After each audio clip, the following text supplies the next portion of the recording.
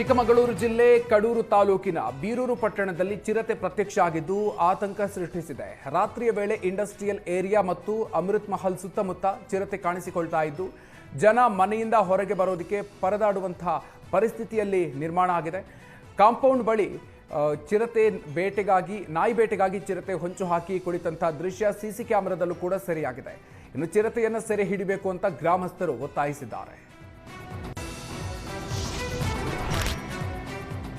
ಭೂಸ್ವಾಧೀನ ಪ್ರಕ್ರಿಯೆಯಲ್ಲಿ ಜಮೀನು ಕಳ್ಕೊಂಡ ರೈತರಿಗೆ ಪರಿಹಾರ ಹಣ ನೀಡದ ಹಾಸನ ಜಿಲ್ಲಾಧಿಕಾರಿ ಕಾರನ್ನ ಜಪ್ತಿ ಮಾಡಲಾಗಿದೆ.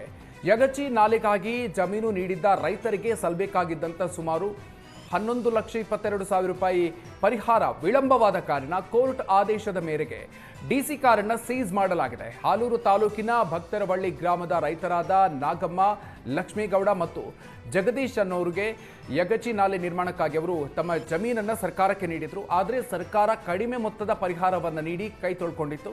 ಅಲ್ಪ ಪರಿಹಾರದ ವಿರುದ್ಧ ರೈತರು ಹಾಸನ ನ್ಯಾಯಾಲಯದ ಮೆಟ್ಟಿಲೇರಿದ್ರು. ರೈತರ ಪರವಾಗಿ ತೀರ್ಪು ನೀಡಿದ್ದ ನ್ಯಾಯಾಲಯ ಬಾಕಿ ಇರುವ 11,22,000 ರೂಪಾಯಿಗಳನ್ನು ಪಾವತಿಸಬೇಕು ಅಂತ 2 ವರ್ಷಗಳ ಹಿಂದೆಯೇ ಆದೇಶವನ್ನು ಕೊಟ್ಟಿತ್ತು. ಇನ್ನು ಕೋರ್ಟ್ ಆದೇಶ ನೀಡಿ 2 ವರ್ಷ ಕಳೆದರೂ ಕೂಡ ಜಿಲ್ಲಾಡಳಿತ ಮತ್ತು ಸಂಬಂಧಪಟ್ಟ ಇಲಾಖೆಗಳು ರೈತರಿಗೆ ಹಣವನ್ನು ಪಾವತಿಸಿರಲಿಲ್ಲ. ಈ ವಿಳಂಬ ಧೋರಣೆಯನ್ನು ಪ್ರಶ್ನಿಸಿ ರೈತರು ಮತ್ತೆ ನ್ಯಾಯಾಲಯದ ಮೊರೆ ಹೋಗಿದ್ರು. ಇದರ ಪರಿಣಾಮವಾಗಿ ಜಿಲ್ಲಾಧಿಕಾರಿಗಳ ಕಾರನ್ನ ಜಪ್ತಿ ಮಾಡೋದಕ್ಕೆ ನ್ಯಾಯಾಲಯ ಆದೇಶವನ್ನು ಹೊರಡಿಸಿತ್ತು. ಈ ಹಿನ್ನೆಲೆಯಲ್ಲಿ ಇಂದು ಡಿಸಿ ಕಾರನ್ನ ಕೋರ್ಟ್ ಸಿಬ್ಬಂದಿ ಜಪ್ತಿ ಮಾಡಿದ್ದಾರೆ. ಚಿತ್ರದುರ್ಗ ರೇಣುಕಾಸ್ವಾಮಿ ಕೊಲೆ ಕೇಸ್ನಲ್ಲಿ ಜೈಲು ಸೇರಿರುವ ಪವಿತ್ರ ಗೌಡಗೆ ಜೈಲೂಟದಿಂದ ಅಲರ್ಜಿ ಆಗಿದ್ದು ಚರ್ಮರೋಗ ಸಮಸ್ಯೆ ಉಂಟಾಗಿದೆಯಂತೆ.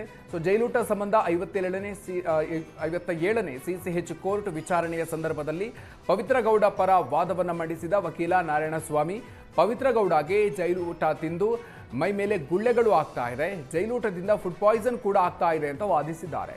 ಇದೇ ಸಂದರ್ಭದಲ್ಲಿ ಪೊಲೀಸರ ವಿರುದ್ಧ ಬೇಸರ ವ್ಯಕ್ತಪಡಿಸಿದ ವಕೀಲ ನಾರಾಯಣಸ್ವಾಮಿ, ಜೈಲಾಧಿಕಾರಿಗಳು ಪೊಲೀಸರು ಈ ಪ್ರಕರಣವನ್ನ ವಿಶೇಷವಾಗಿ ಪರಿಗಣಿಸ್ತಾ ಇದ್ದಾರೆ, ಬೇಕಂತಲೇ ಪವಿತ್ರ ಗೌಡ ಅವರನ್ನ ಟಾರ್ಗೆಟ್ ಮಾಡಲಾಗ್ತಾ ಇದೆ ಅಂತ ವಾದಿಸಿದ್ದಾರೆ.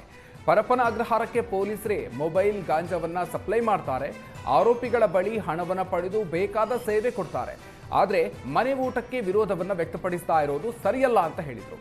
ವಾದ ಪ್ರತಿವಾದ ಆಲಿಸಿದ ನ್ಯಾಯಾಲಯ ಸೋಮವಾರಕ್ಕೆ ಆದೇಶವನ್ನ ಕಾಯ್ದಿರಿಸಿದೆ.